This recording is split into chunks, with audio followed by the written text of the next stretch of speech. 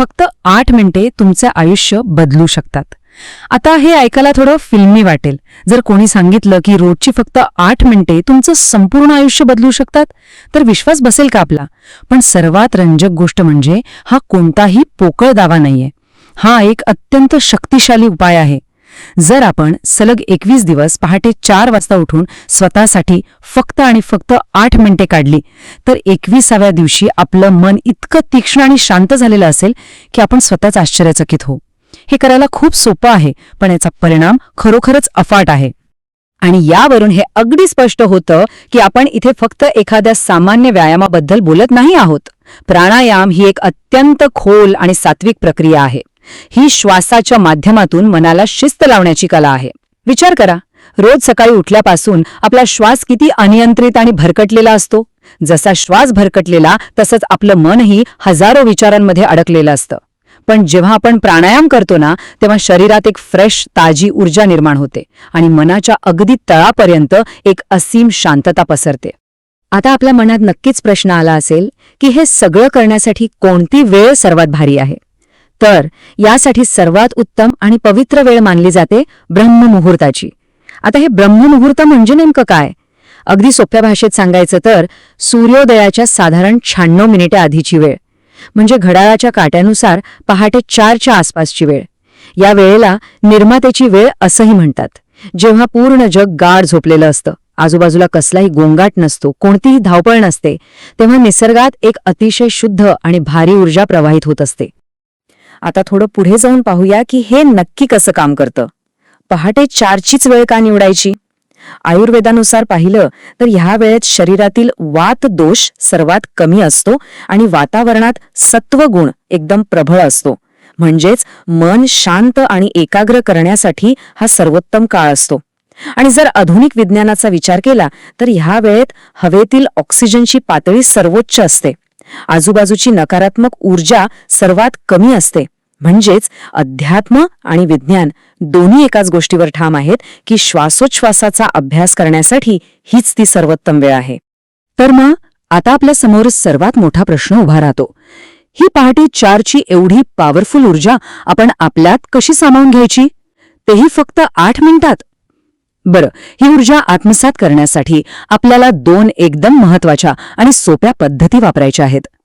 पहिली आहे नाडी शोधन आणि दुसरी आहे भस्त्रिका प्राणायाम. या 2 गोष्टी अचूक कशा करायच्या ते आता आपण स्टेप बाय स्टेप अगदी सोप्या पद्धतीने समजून घेणार आहोत. 7,20,000.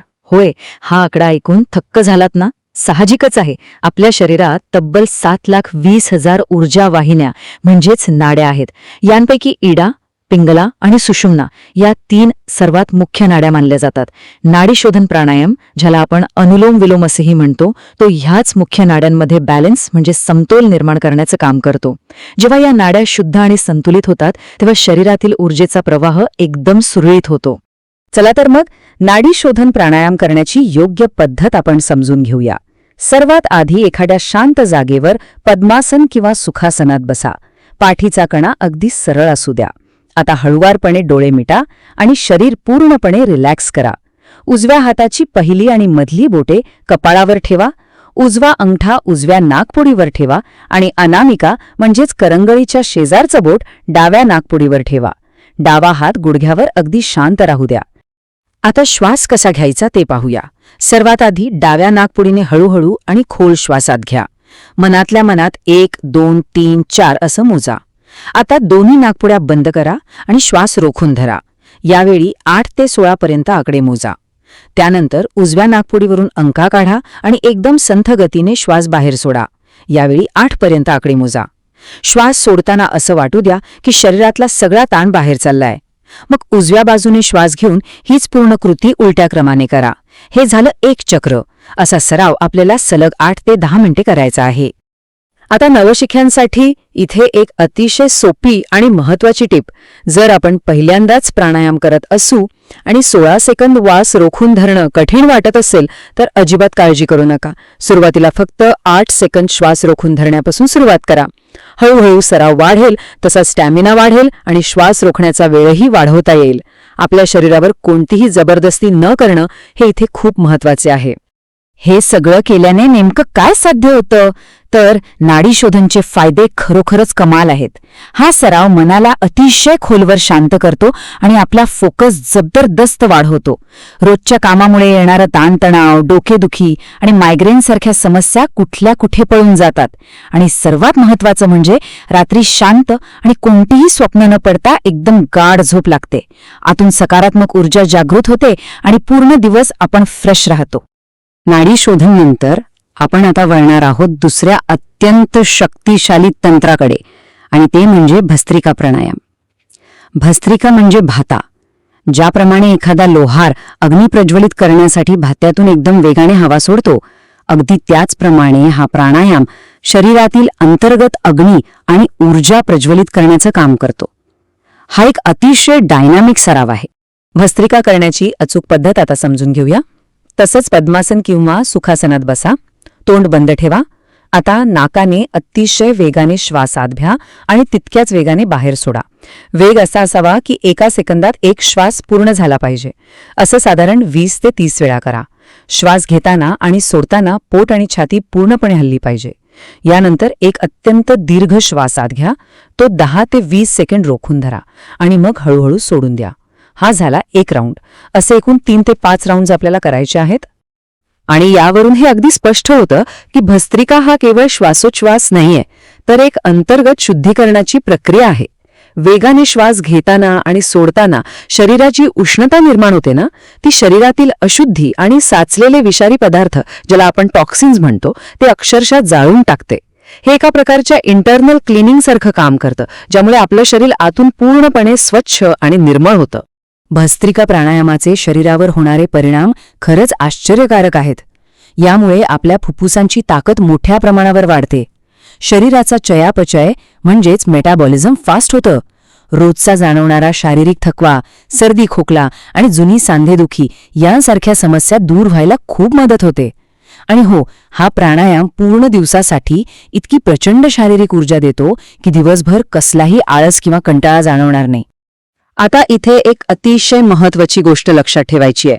प्राणायाम शक्तिशाली आहे हे नक्की, पण तो जबाबदारीने केला पाहिजे. जर आपल्याला उच्च रक्तदाब म्हणजेच हाय बीपी असेल, हृदयाशी संबंधित काही समस्या असतील, तर हा सराव सुरू करण्यापूर्वी आपल्या डॉक्टरांचा सल्ला नक्की घ्या. सुरुवातीला नेहमी संथ गतीने सुरुवात करावी आणि सर्वात महत्त्वाचे म्हणजे आपल्या शरीराचं ऐकावं. थोडा जरी त्रास जाणवला तर शरीरावर कोणतीही जबरदस्ती करू नये. या सगळ्या प्रक्रियेचा मुख्य गाभा या एका वाक्यात दडलेला आहे. प्राणायाम आपल्याला हे शिकवतं की श्वास आपल्याला नियंत्रित करत नाहीये, तर आपण आपल्या श्वासावर नियंत्रण मिळवत आहोत. ज्या क्षणी आपला श्वास शिस्तीत येतो, त्या क्षणापासून आपलं मन, आपला पूर्ण दिवस आणि सरकशेवटी आपलं संपूर्ण जीवन एका सुंदर आणि योग्य दिशेने वाटचाल करू लागतं.